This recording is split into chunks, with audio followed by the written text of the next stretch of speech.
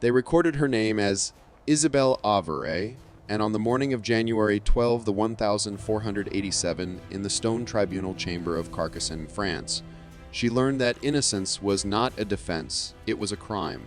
She entered wearing a plain wool dress, its rough fibers scratching against her skin in the winter cold. That small discomfort, that persistent rasp of cheap cloth, would become the only familiar sensation she could cling to as the world around her prepared to unmake her. Because in medieval courts of faith, truth was never discovered. It was engineered. And Isabelle was about to discover that the machinery of confession was far more terrible than any demon she'd been accused of praising. What makes her story unbearable is the paradox it forces on us. Isabelle wasn't condemned because the church believed she was a witch. She was condemned because she believed herself innocent. In this world, innocence wasn't a shield, it was provocation. A refusal to bend before systems demanding obedience over truth submission, over reason silence, over conscience. You'll hear people say medieval torture was about the body. They're wrong. It was about breaking the mind, squeezing a human being until she began doubting the memories inside her own skull. The winter of 1487 was particularly brutal in southern France. Snow buried Carcassonne's narrow streets. The tribunal chamber's stone walls wept with frozen condensation. And that cold became a weapon as deliberate as the rack itself. Because cold makes people desperate. Cold makes them compliant. And cold makes rope fibers contract into cutting instruments that tear flesh faster than summer hemp ever could. As guards marched her through the corridor, Isabelle kept her eyes down, focused on the rhythm of her steps, the rasp of cloth brushing her ankles, because she knew that once she looked up, she'd meet faces trained to see her not as a woman, but as a vessel waiting to be emptied and refilled with whatever confession they required. She'd heard whispers. Women like her were stretched, pulled, interrogated until their sense of self snapped. But whispers remained manageable until the first iron door closed behind her with a sound like winter thunder. The chamber was colder than the corridor. The Inquisitor, Father Aldrich Beaumont, spoke with the gentle cadence of a man performing last rites. That was the cruelty, the calmness, the moral certainty dripping from every syllable like ice melt from the ceiling beams. He approached Isabelle with a thin ledger in his hands, its pages crackling in the frozen air, and asked if she wished to confess before proceedings began. As if mercy were still available to her. As if the outcome weren't already written in that ledger's neat script. When she refused, when she repeated through chattering teeth that she'd never summoned spirits or renounced God, Aldrich simply nodded. "Then we shall help your memory," he said, the way a physician might discuss setting a broken bone. That moment, that single sentence in the freezing chamber, was the true beginning of her torture. And the tribunal understood something crucial. Winter made everything worse. Pain cut deeper in the cold. Wounds healed slower. Hypothermia sapped resistance faster than any interrogation technique. The season itself became an accomplice to institutional cruelty. Isabelle's story isn't unique, it's emblematic.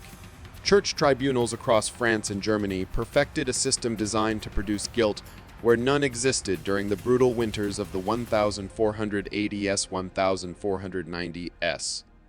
They pulled women from their homes during January and February, when families were most vulnerable, isolated them in frozen cells, stripped them of any voice but the one dictated by fear. And the most terrifying part was how ordinary it all appeared. No grand theatrics, no monstrous shouts. Just procedures, protocols, a controlled annihilation conducted with the same quiet repetition as daily prayer in the cathedral above. When Isabelle stood before the device, the wooden beam, the rope pulleys, the iron restraints gleaming with frost, she wasn't looking at an instrument of pain. She was looking at a philosophy. A belief that a woman's resistance was proof of deeper defiance. A belief that denied confession was more damning than admitted sin. Whether she broke or endured no longer mattered. The process itself declared her guilty. And through it all, she kept feeling that scratch of rough cloth on her skin. One small reminder that she was still a person, not yet a confession waiting to be extracted. But the tribunal had time resolve in a method so precise that entire communities whispered its name without daring to describe it, the question of the body. A technique designed to stretch limbs in belief until something tore. The winter setting was deliberate. Records from Carcassone's archives show tribunals scheduled torture sessions for the coldest months, when frozen rope cut deeper and victims' weakened bodies succumbed faster. They bound Isabel's wrists with coarse hemp rope, soaked in ice water. The wetness made it tighten as it dried against her skin, while simultaneously conducting cold directly into her bones. That rope bit deep, competing with the scratch of her dress that still scraped along her side. That faint, familiar irritation steadied her, reminded her she was more than the trembling voice they expected. But the tribunal didn't want her steadied. They wanted her pliant.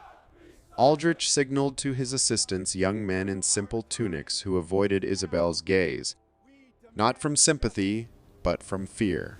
Fear that if they looked too directly at her humanity, the machinery of obedience inside them might stutter. The beam creaked as the ropes tightened.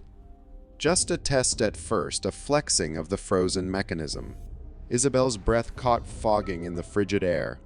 The assistants watched Aldrich, not her waiting for his measured command. "Begin," he said. The pull was slow, deliberate.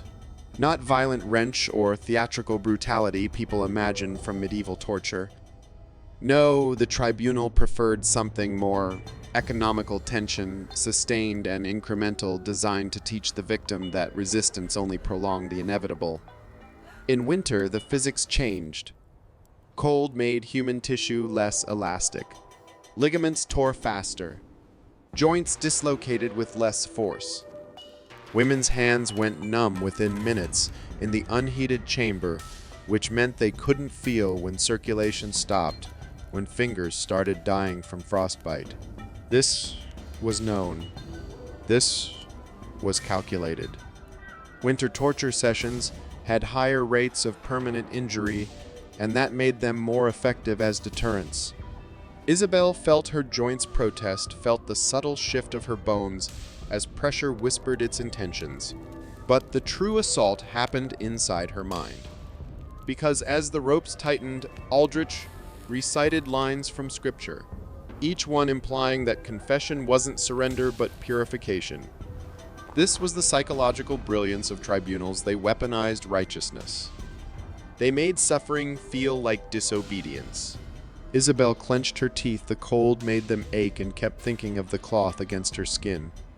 That scratch, scratch, scratch that grounded her when everything else sought to separate her from herself. Her voice broke once, a gasp escaping her lips, breath fogging. Aldrich seized on it. "You recognize the presence then. The darkness leaving you." She wanted to scream that the only darkness in the room was the tribunal itself, but the words froze in her throat. They didn't need to come. Aldrich wasn't listening to her voice. He was listening for the collapse of her silence. Another gesture.